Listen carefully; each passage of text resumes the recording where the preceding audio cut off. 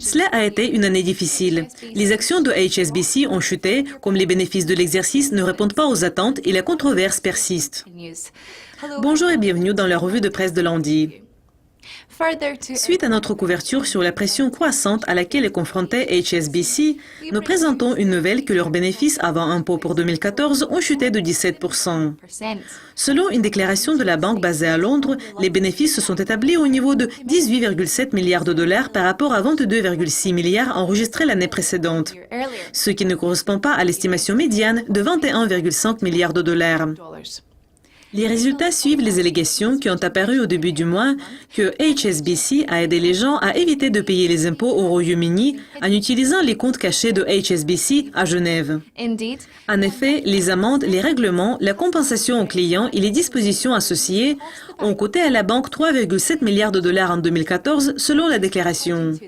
Les règlements et les dispositions pour les enquêtes en matière de devises se sont élevés à 1,2 milliard de dollars, tandis que les dépenses du programme de compensation aux clients au Royaume-Uni ont augmenté à 1,28 milliard de dollars par rapport à 1,24 milliard de dollars l'année dernière.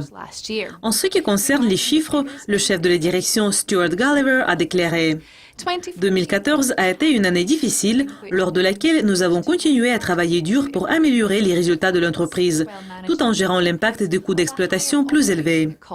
Monsieur Gallagher a résumé ayant dit: la banque d'investissement a connu un faible quatrième trimestre. L'action de HSBC a chuté de 5% au début de la session, ayant atteint le plus bas sur 2 ans et demi, comme les acteurs du marché essayaient de digérer la nouvelle. Dimanche, M. Gallagher lui-même a été entraîné dans le scandale en matière de l'impôt de la Suisse. Et HSBC a confirmé qu'il utilise un compte bancaire suisse pour détenir ses bonus. Lundi, HSBC a réitéré sa récente excuse pour la conduite de sa banque privée suisse, affirmant que les pratiques et les comportements historiques étaient inacceptables. Dans une déclaration, la banque a mentionné: « Nous regrettons profondément et nous demandons pardon pour les échecs de conduite et de conformité mis en évidence, qui étaient en contravention de notre propre politique, aussi bien que de nos attentes. »